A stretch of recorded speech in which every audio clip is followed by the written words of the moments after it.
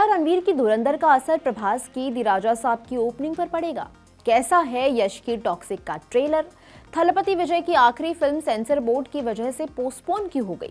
धुरंधर की तरह धुरंधर 2 में भी फ्लिपराची का खास गाना होगा।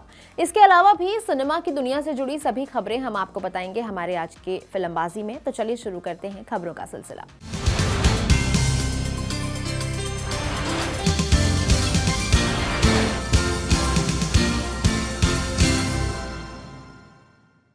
यश की toxic a fairy tale for grown ups का टीजर आ गया है। मेकर्स ने इसे एक्टर के 40वें जन्मदिन पर रिलीज किया। इस एक्शन पैक्ड डार्क और केजीएफ टेम्पलेट के टीजर में यश पहले से भी ज्यादा खूंखार नजर आ रहे हैं। वीडियो की शुरुआत एक कब्रिस्तान से होती है। वहां किसी शख्स को दफनाया जा रहा है। इतने में एक माफिया गैंग लीडर अपने दल बल के साथ वहां पहुंचता है। पता चलता है कि मरने वाला शख्स उसी गैंग लीडर का बेटा है।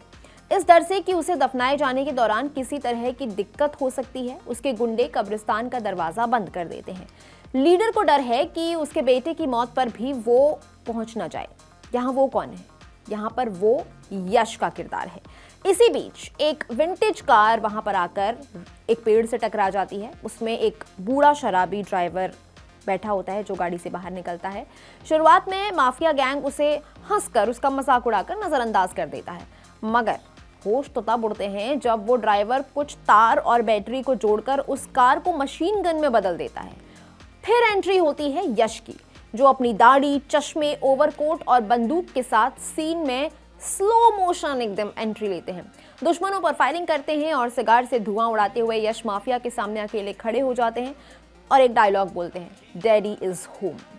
फिल्म 19 मार्च 2026 को रिलीज होगी। इसी दिन आदित्य धर की धुरंधर 2 भी रिलीज होने वाली है। कार्तिक आर्यन की नागजिला की रिलीज डेट आगे खिसक सकती है। बॉलीवुड हंगामा ने सोर्स के हवाले से बताया है कि फिल्म का शूट अभी चल रहा है और इसे पूरा होने में कुछ और महीने लग सकते हैं। फिल्म में हैवी वीएफएक्स हैं, जिसके चलते इसके पोस्ट प्रोडक्शन में भी समय लगेगा। मेकर्स और कार्तिक आर्यन इस प्रोसेस में जल्दबाजी नहीं करना चाहते हैं।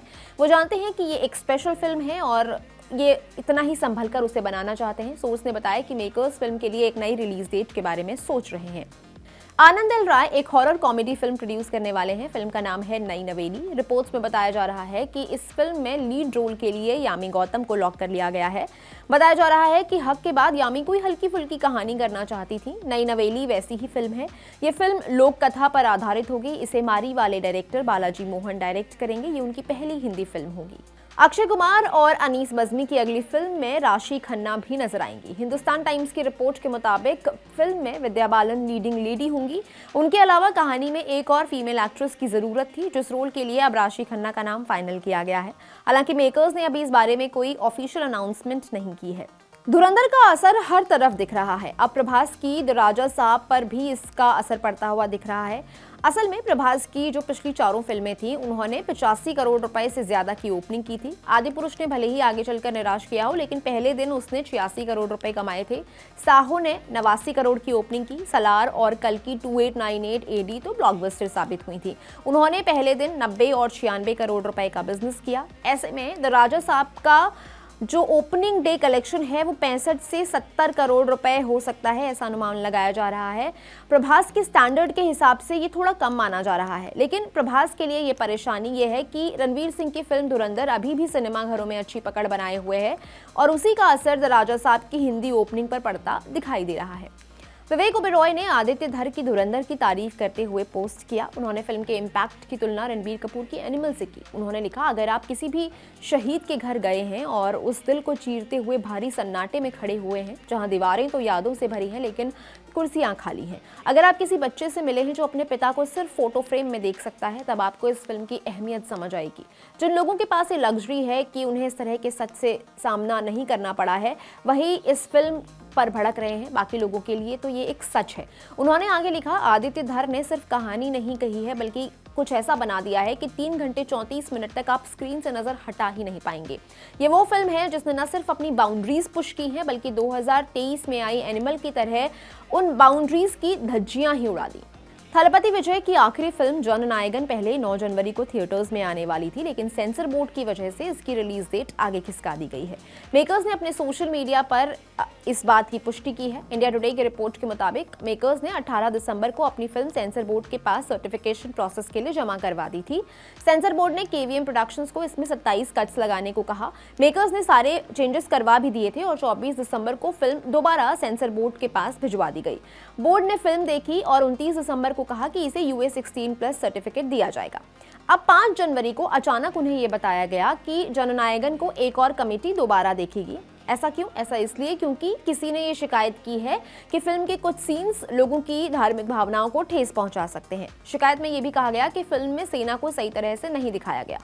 इस बात ने मेकर्स को बहुत नाराज कर दिया, इसलिए वो ये मामला लेकर मद्रास हाई कोर्ट जा पहुंचे। उम्मीद थी कि कोर्ट 7 जनवरी तक इस मामले में अपना फैसला सुना देगा, लेकिन जज ने अपना नतीजा 9 जनवरी तक के लिए सुरक्षित रखा है, इसलिए फिल्म की रिलीज पोस्टपोन करनी पड़ी।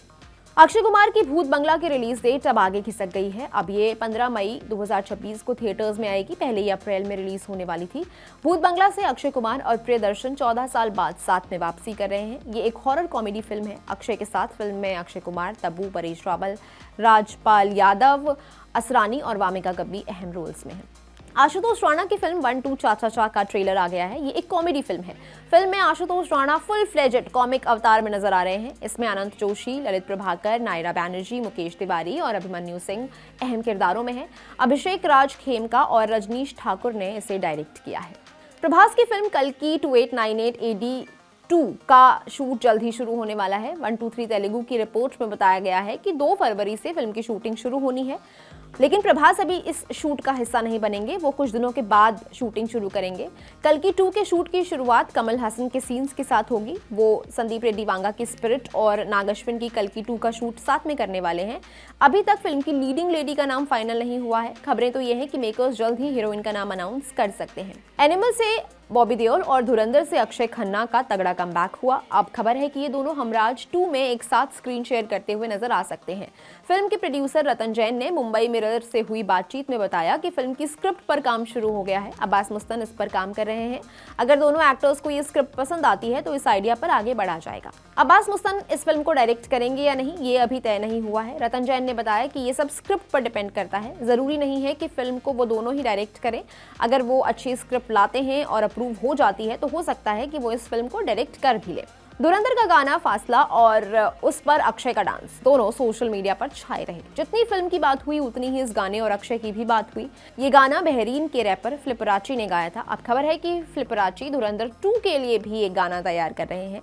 इस बारे में इंडिया टुडे से बात करते हुए उन्होंने कहा, मैं इसे सरप्राइज रखना चाहता था। अभी मैं इसके बारे में ज्यादा डिटेल्स नहीं दे सकता, लेकिन हाँ इतना बता सकता हूँ कि कुछ हो रहा है। आपको सही वक्त आने पर सब पता चल जाएगा। एक्टिंग के बाद अब ऋतिक रोशन प्रोडक्शन में कदम रखने जा रहे हैं। उनके प्रोडक्शन में बन रही पहली सीरीज स्टॉर्म की शूटिंग शुरू हो गई है। मिड डे की रिपोर्ट के मुताबिक इसकी शूटिंग एक ही शेड्यूल में पूरी की जाएगी और फरवरी तक शूट खत्म कर लिया जाएगा। ह्यू जैकमैन की film the death of robin hood का ट्रेलर आ गया है। ट्रेलर देखकर यह अंदाजा लगाया जा सकता है कि ये फिल्म रॉबिन हुड को ग्रे शेड में दिखाएगी। ट्रेलर में दिखाया गया है कि रॉबिन हुड अपने पास्ट में उलझा हुआ है। उस पास्ट में वो एक मर्डरर था। ट्रेलर में इंटेंस फाइट सीन्स भी हैं। फिल्म में जोडी कॉमर और बिल स्कॉर्सगार्ड भी जरूरी किरदारों में हैं। माइकल स्नोर्स्की इसके राइटर डायरेक्टर हैं। ये फिल्म जून 2026 में रिलीज होगी।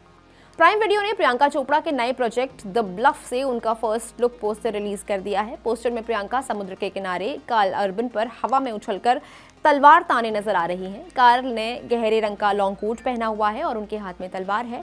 फिल्म को फ्रैंक ई फ्लावर्स ने डायरेक्ट किया है। द ब्लफ की कहानी 18th सेंचुरी के बैकड्रॉप पर सेट है। इसमें प्रियंका अर्सेल बॉर्डन नाम का किरदार निभा रही हैं।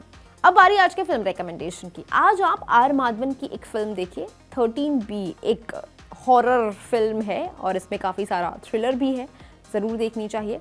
अगर आपने देखी है तो आपको ये फिल्म कैसी लगी आप कमेंट करके बता सकते हैं। आज के फिल्मबाजी में इतना ही। दीजिए इजाज़त। मैं हूँ गरिमा, कैमरा के पीछे हैं हमारे साथी दीपक। आप देख रहे हैं कड़क। शुक्रिया।